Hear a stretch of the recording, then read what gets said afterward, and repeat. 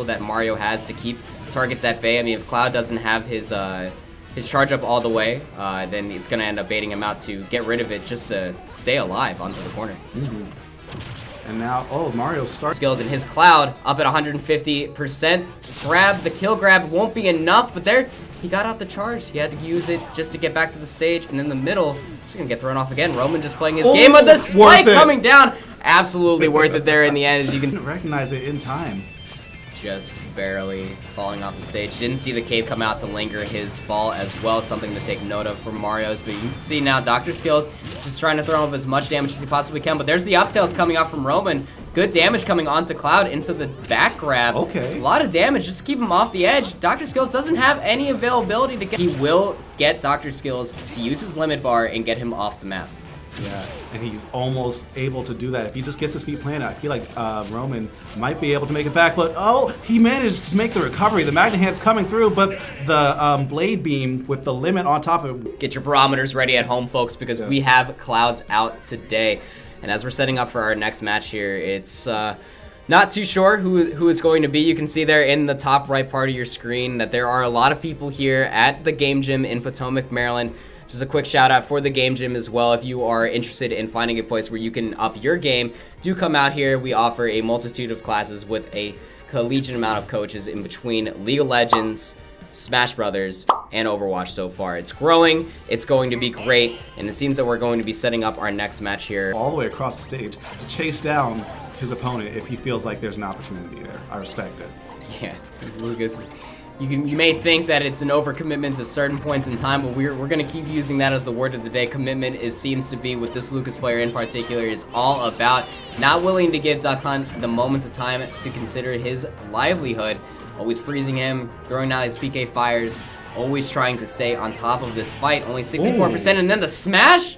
And he's actually been playing since the game first came out. It was his first competitive Smash game. And even though he plays Mario now, his original name, or main, was Ness.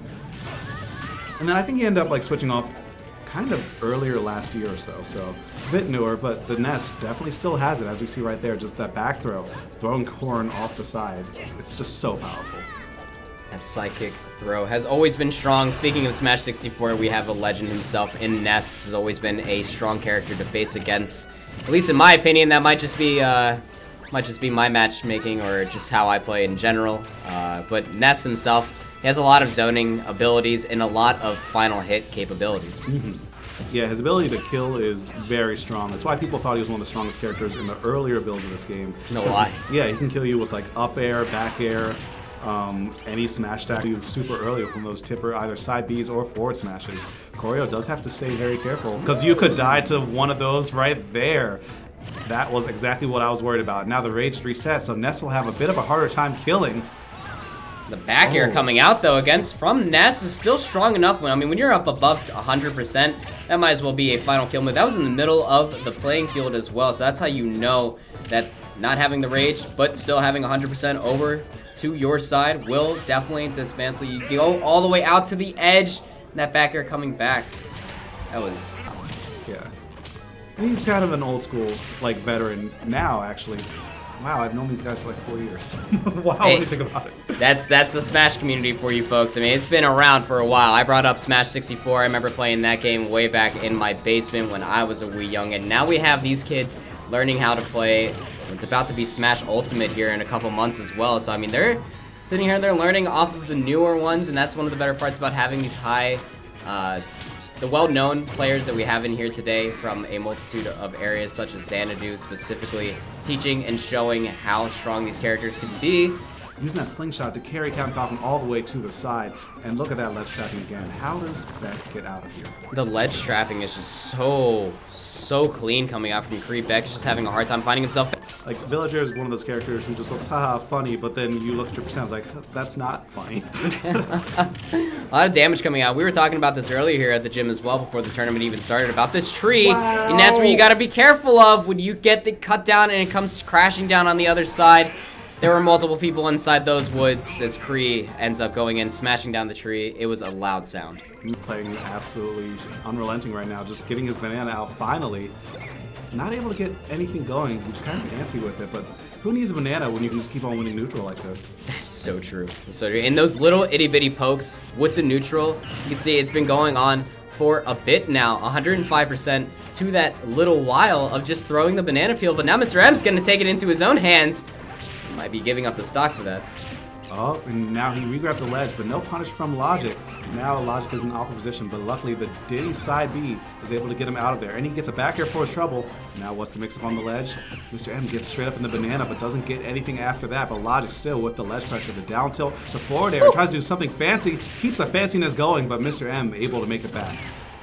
Able to make it back with 160% to Captain's name as well. So any sort of tilt, any sort of smash will finalize this stock for Logic. As you see the grab with a couple spanks there as well. Not enough to kill, but enough to disdain. And that little banana peel, like you said, cheeky, but still got him in the stock. Yeah, and not just... But when you're zoned out by those legs of Mr. M's Captain Falcon, it creates a little bit more difficulty. Slides down off the banana peel ever so slightly, but still keeping the pressure on, giving Logic a run for his money up at above 100%. Yeah, one of the things that Logic, as a player, is so great at is just reading rolls. If you think you're about to roll, he already knows that and he already has a punish planned. Sometimes it's better to take the hit or take the pressure. That's the name of the game here in Smash Bros, right? Like, how much pressure can I exert before I end up getting pushed back? And Mr. M trying to continue on that pressure, but a good, patient read coming out from Logic. Just trying to get as much frames out from Mr. M as possible, and he's right there to punish him. That's that quickness that Diddy Kong I was talking about. Oh, and Logic missing the tech and flying away to the blast zone. I think he should have a jump. Now he hits the tech, and now he will take that trade because... Actually, that trade was not worth it because Mr. M still able to make it back. Unable to charge his recovery in time, his up special, and ended up flying straight down to the ground. But it was Mr. M able to use this up special, his recovery, to make it back continuously while damaging.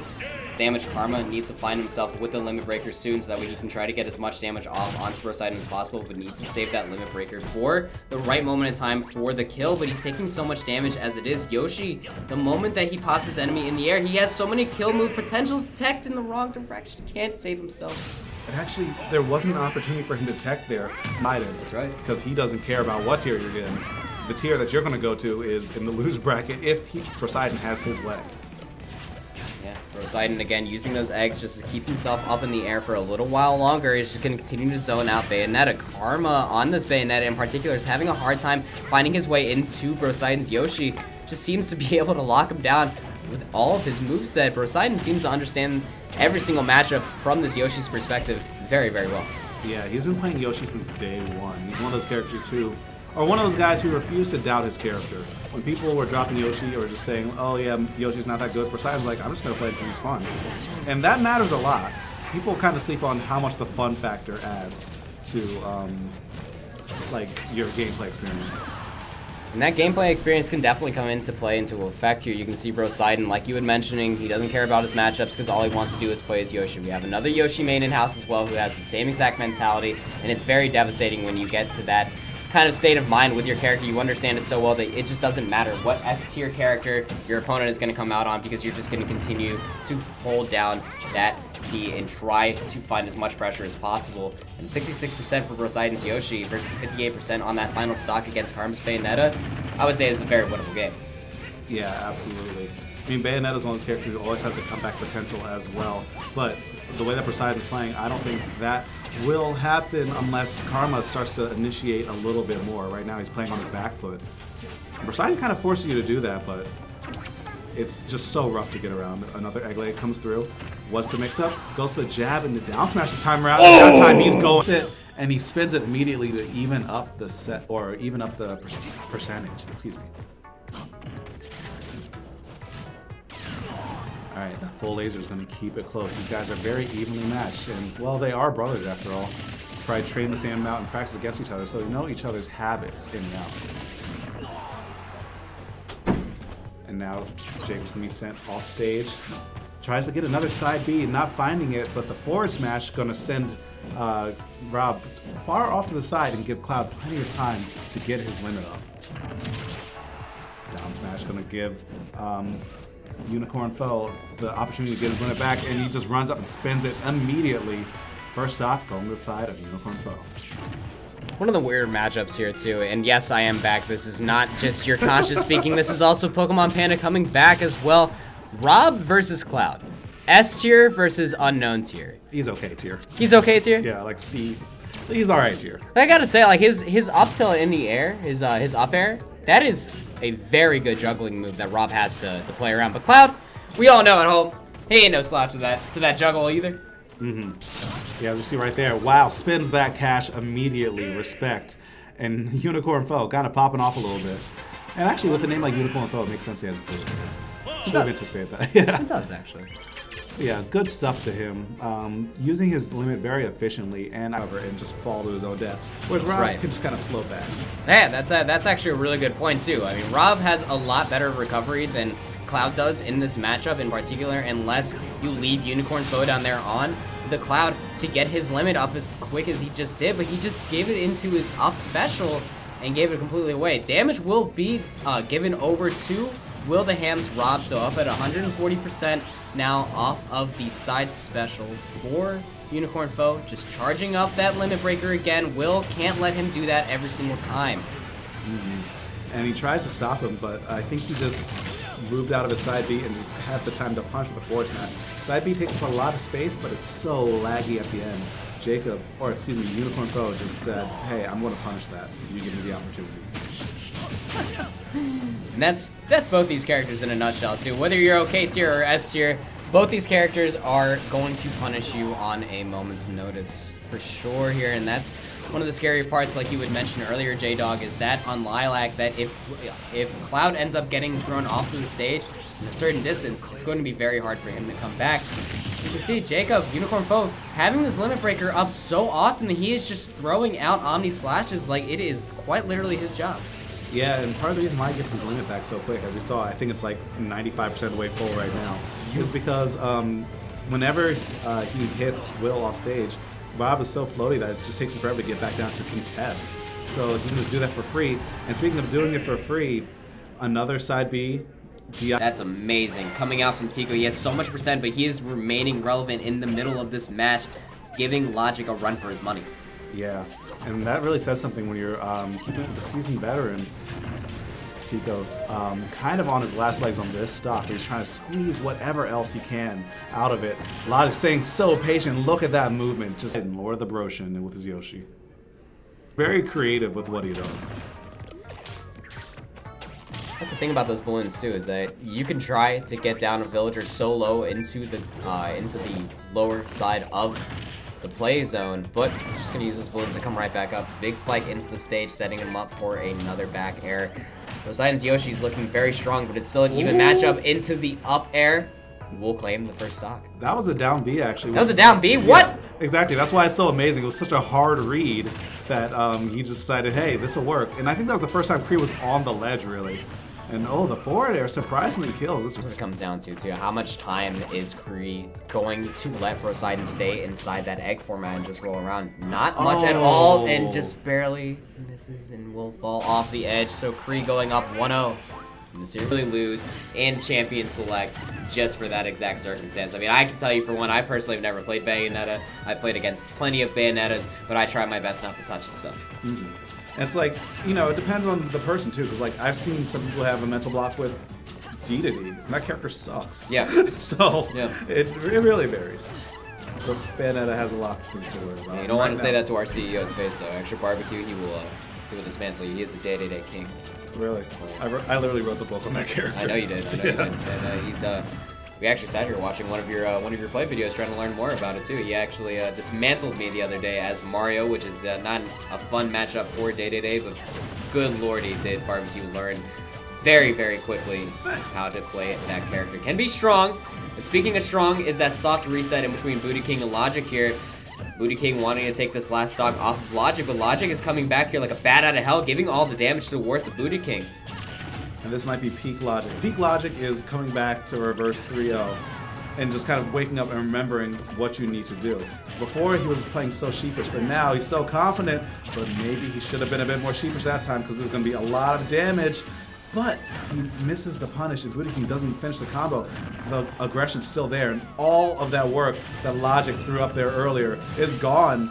Now he has to make this recovery, and there's no hitbox after that. What do you have? You have to be able to make it back. So much damage is being tacked on. Now there's no Pikmin there. No tech either, but you're still able to make it back. Go to the other side? No, he just sticks to the left side and manages to get back to the stage, only to be thrown off again, and that will be it. A 3-0 coming through the side. Seagull Joe taking on the mantle of the Diddy Kong, but Booty King sticking tried and true on to that Bayonetta. Now, this is a best of 5 set, and Booty King is also coming from loser's side of the bracket, so he does have to win 2 best of 5 sets in order to take the tournament, whereas Seagull Joe only has to win 1. That's right. That's right. No gain advantage for being on the winner's side of it as well. Seagull Joe, if he wins these first 3 games right off break, can take the tournament with a smile on his face. He's looking pretty good thus far. He hasn't shown us his Diddy Kong here tonight, but with his peanut shooter and his banana peels in his pocket, he is looking pretty clean and crisp so far. And this is kind of classic Seagull Joe because he's known for almost dissecting his character. Even before Bayonetta was nerfed in one of the earlier patches, Joe was the guy who was grinding this matchup, knowing full well what the character was capable of. He's like, give me every Bayonetta in this room. I'm winning this matchup because I don't want to lose. Oh, with the back throw, almost did enough, but a good DI coming out from Booty King saves his life. A lot of damage being accrued over to Booty King's Bayonetta.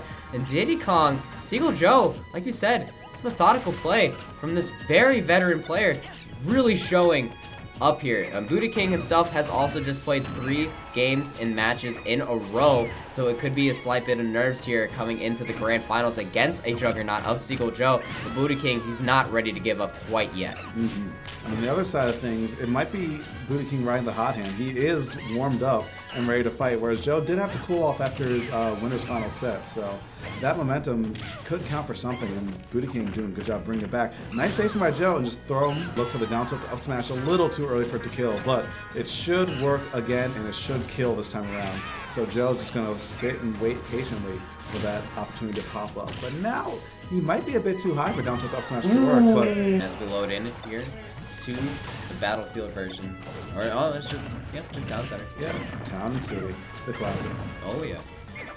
Lots of good platforms to be played around, which does play into the favor for both these characters and both of these players' picks as well. Diddy Kong and Bayonetta are very comfortable to play in between all of these platforms as well. It's only when both these players get each other up past 100% that it can kind of shut down a lot of kill potential. The only time when it doesn't is, again, like we've mentioned earlier, that this has a very low skybox. Just a small stage in general. Yeah, it really is. And that's why a lot of players like it, because it just kind of, if you're winning, oh, nice. Not going in as much as he did against Logic and in previous matchups like Kree as well. It's partially because Seagull's forcing him to play at this pace. He's forcing him to play at Seagull's pace. And for these smash attacks to lose his last stock and to go down 2-0. Oh, there's the problem. Luckily, the side B doesn't hit again. And I think that was the last time we'll see a Witch Twist kind of cause Seagull Joe. But Seagull Joe, with this methodical play, punishing Booty King for it. Oh, but this might be a problem. Booty King gets a Witch Time, drops one up air, but still is in a solid position. Joe is SDIing down for his life, but Booty King has the read, and that adds up so much damage. Although you didn't die, you are at his deficit. That deficit is a kill move away. One more juggle like that in the right part of the skybox, and Booty King can take the stock off of Seagull Joe. You can see Seagull Joe now playing more methodical, playing more patiently than he has in the past as well. Another wish spell. Oh. That, yes, is just enough to kill. Now, this is the first time Booty King draws first blood.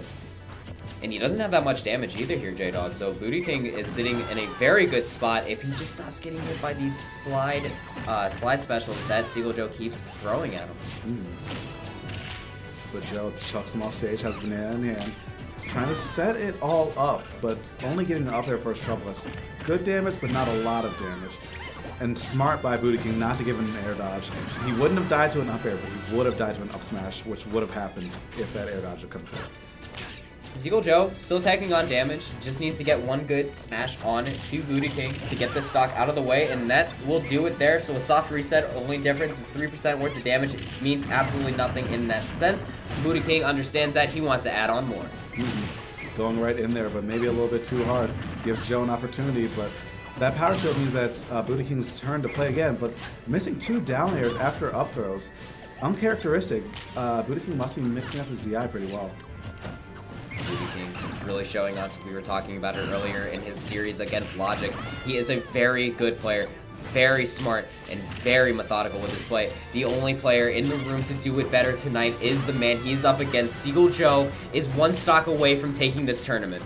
And it's a convincing stock at the moment, 105%. So Seagull Joe's 30. That banana could have been it, but he wants to bracket with a little bit more percent. Battlefield's blast zones are big, so having a bit of insurance never hurts.